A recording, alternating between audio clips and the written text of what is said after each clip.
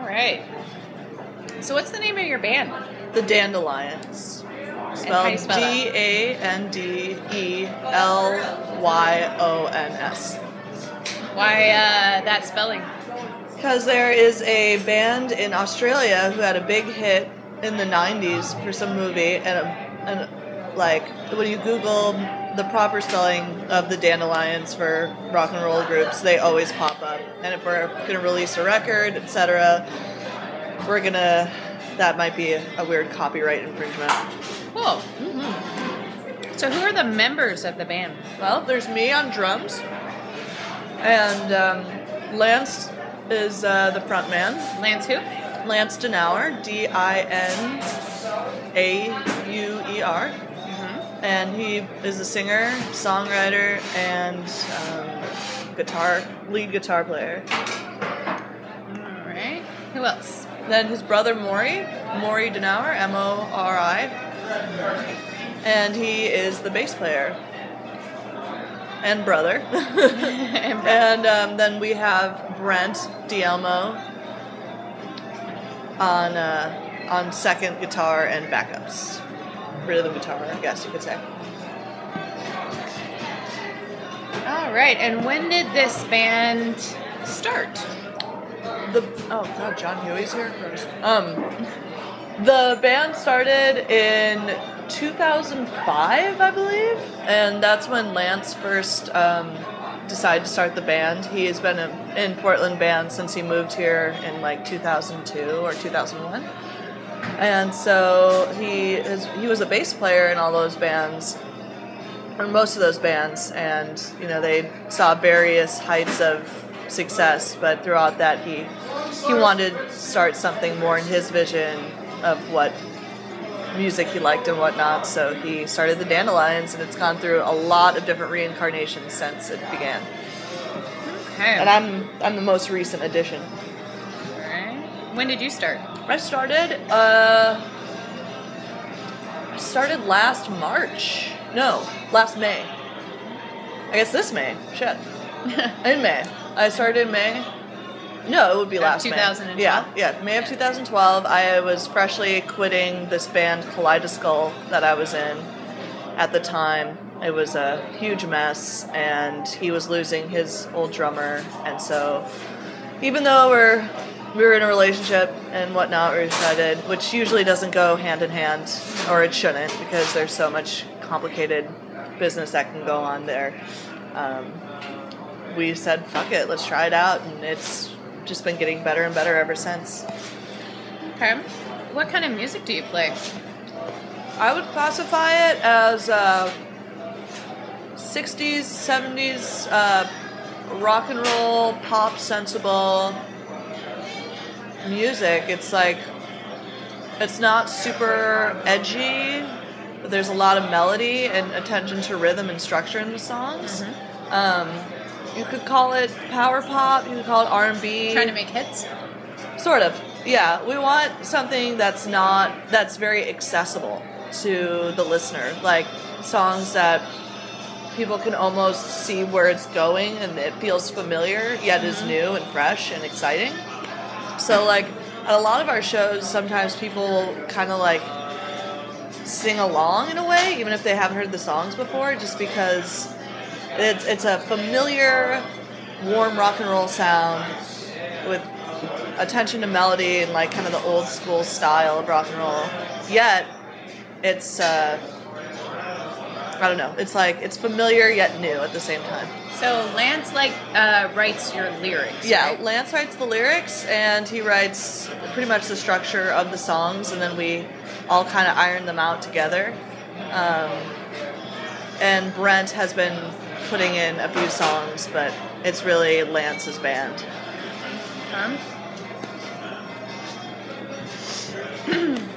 What influences do you think that the band has in general? As far as artists? Yeah. I know that Jimi Hendrix has made a huge impact on Lance just as a player of guitar. That's what made him fall in love with the Fender. He plays a Fender, and even the same color that Jimi Hendrix played. He's just got a huge man crush on him as an artist. I think the early Beatles and the Beatles in general have totally put a huge... It's like, that is probably one of our main influences right there. We're also kind of drawing from like 70s stuff lately too. But I think the Beatles and Elliott Smith and... God, who else? Maybe even like Cheap Trick and like Wilson Pickett. I mean, it runs the gamut from classic rock and roll sounds from the late 50s to the early 70s. Graham Parsons, definitely. Stuff like that. Cool. What is your... Let's see, you play the drums. Right. So what's your favorite part about playing a show? What excites you about that? Well, every part of it is great aside from the actual booking of the show. Booking is a nightmare. I mean, especially in this town, I feel like it's really hard. Why? Well, first of all, there's this new trend that's been going on lately in the past year where it's like 4 to 5 band bills. And it's like, it's not really music friendly because the sets have to be super short or the night is really, really long and packed and not a single person can intake all that information. I mean, it's just not enjoyable. So you either have to be like really out of your mind and intoxicated or you're not going to be seeing the whole show. And plus, like, certain clubs have different relationships with other bands. Certain clubs will say that a band is playing and really have not even asked them or confirmed it.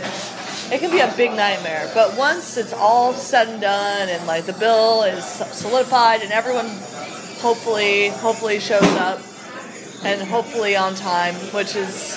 it could be a logistical nightmare. Once all that is in place, it's just kind of a... element of surprise. Like, you like that? I do. It can be good or bad. Like, usually once you're on stage and whether you're playing to people that you do know or that you don't know, there's a big rush that happens and it's kind of circumstantial, but it all kind of does it to me. Like, it all kind of it makes me really feel alive, and when it's going right, you just close your eyes and everything sounds even better than it did at rehearsal. But when things go wrong, you kind of have to start communicating to your other band members with non-verbal communication, which is what good bands are able to do. They can communicate with each other about whatever might be occurring abnormally.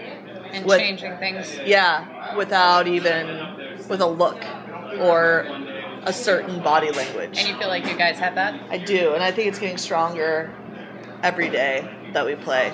So that's especially important, like, be it like in the little sections, like me and the bass player, we are really able to communicate with each other non-verbally at this point and really feed off of each other.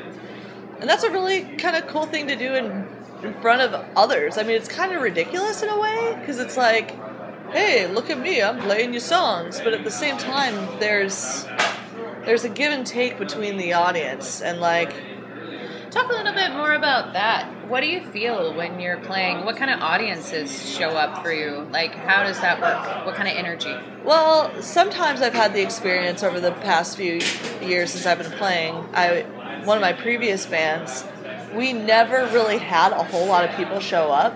But we were so good at the time that it was almost like the lack of the audience egged us on to be better, just because it was so ridiculous that nobody was there and we felt like we were doing something really important. Other times, like, you can be a little disappointed in the audience because they're just sitting in back with their arms folded and it's like... Waiting for you to fail? Yeah. There's that, especially, you know, when you're in a community of musicians where people really want to judge you so they can compare it to themselves and see how they fit in. I've been guilty of that too, but I mean, it's a judgment thing. Like, it can be scary for sure, especially if, like, people are feeling like they're too cool to be supportive. That's a definite thing that especially happens in this town, where it's like people are... I feel like it's really packed full of musicians, and everybody's trying to... Or just hipsters even, or any kind of like person who's got this air about themselves that they feel like they have to, defend or something, or like uphold. Like it can be a very judgmental atmosphere. And do you feel like you guys have broken in? I think we're on our way. I don't think we have yet completely. We had a really good period where I thought we had, but it takes constant attention to what's going on in town, the weirdness in the scene that's constantly changing, but luckily in that time we've been focusing on a record which we're starting tomorrow, and we've been really so talk to me more about that. The record. Yeah. We're doing 10 songs live, which means the whole band is playing together for all the basic tracks, which means you gotta get something that's basically perfect with 4 human beings. So it's really kind of intense, but at the same time, it's good for the energy of the songs themselves. True. So we're going to be in Revolver Studios, recording with Colin Hegna, who is the bass player of the Brian Jonestown Massacre. And so he's a friend of ours, and he knows what our sound is and what we're going for. And it's going to be 2 really intense days of trying to get 12 songs together. 2 days, how many hours are you spending? I'm guessing it's going to be 12-hour days. 12 hours. Easily. And then after the basic tracks are recorded, we start to do overdubs, which is basically a punching in of a single like guitar part or tambourine track or something like that you put over the basic tracks. Vocals, vocal harmonies. We're going to try to put a lot of bells and whistles on the album. And are you going to release it to anybody, or are you just going to do it on the internet, or how's that going to go? Well, in the state of the way the record business has gone and how expensive it is to actually put something out physically, I'm going to make limited edition CDs with limited edition sleeves that I'm going to make myself, limited edition artwork, so we have something to give people at our shows, something to take home with. But the official release is going to be on the internet until we have some sort of demand. And then we might even try to press it to vinyl, which is actually making a comeback. So, yeah, I think that's one thing we want to do eventually, but again, it's really expensive. What are you guys working for? Do you want to get picked up, or? We absolutely want to get picked up by a record label, and that's the next step. Once we have our CD, is I'm going to send it to every college radio station that I can, because they're the only ones who actually play artists that aren't, being pushed. And I'm also going to send it to every small and major record label that I can. Awesome.